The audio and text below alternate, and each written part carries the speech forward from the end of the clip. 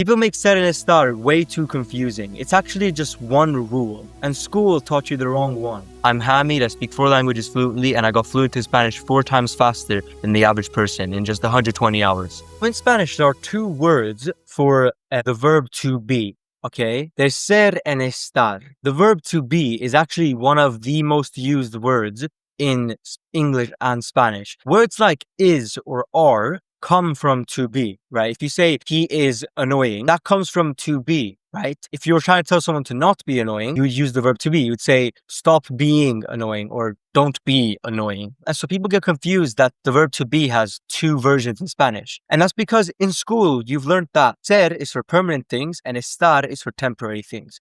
But that is not accurate, okay?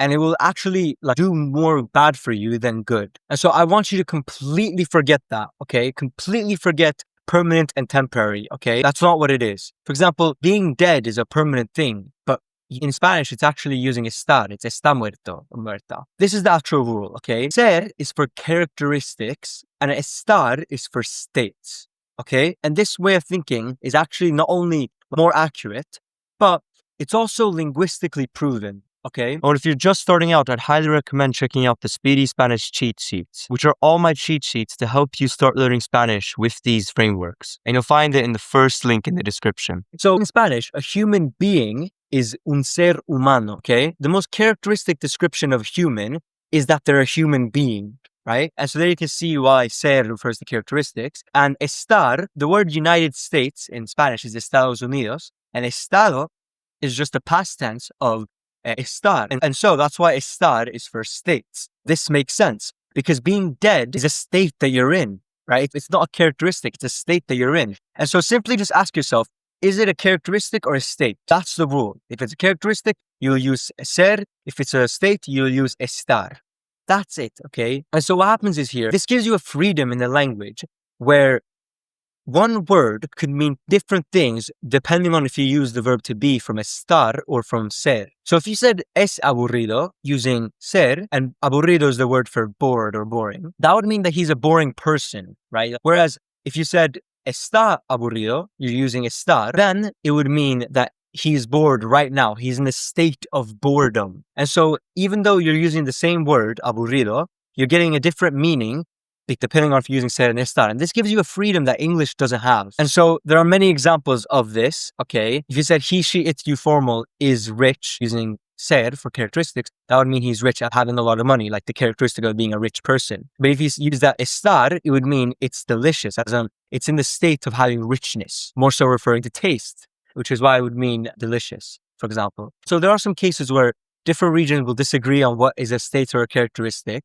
And sometimes there is kind of a gray area, but I found that I've rarely messed up ser and estar when I've thought about it through this frame. And so this is how I like to teach it. This is what I find to be the most effective. And so the forms of these, the conjugations are quite irregular, but again, with irregularities, there are always reoccurring patterns. So firstly, the I version of both of them, the I conjugation, they both end in oy for the I. And there are actually only 4 verb conjugations for the I form in Spanish that end in oy, and these are 2 of them. The other 2 are boy and doy, which is boy is I go, I'm going, and doy is I give or I'm giving. Now, estar is actually irregular, even though it conjugates just like how our verbs regularly conjugate. Conjugate just means changing the verb to show who's doing it. So it follows the same thing, except the stress is on the ending for estar, for all of them. And so it's, instead of being estas, it's estas, or esta would be está. And so that's why estar is completely irregular. There's no other verb in Spanish that works that way. But said, it's similar to the word is in English, but there's not much like tricks there. They're basically irregular. But you can see some patterns still, right? The N,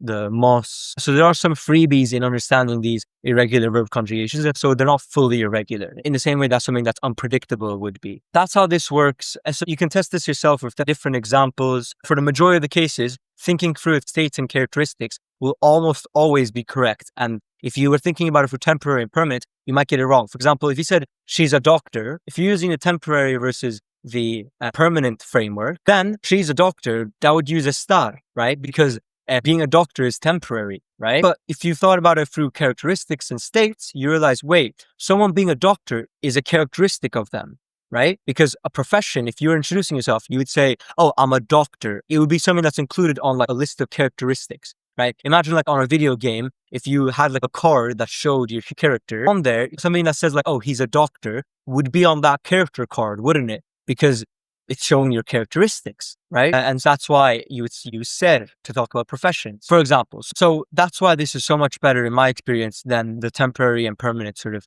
idea. So to simply throw out permanent and temporary, just ask yourself, is it a characteristic or is it a state?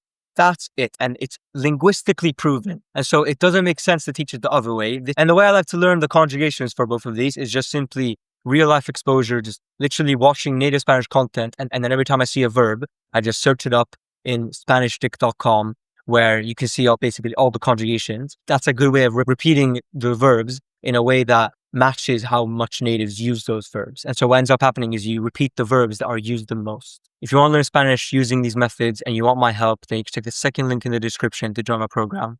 Otherwise, I hope you enjoyed and stay humble.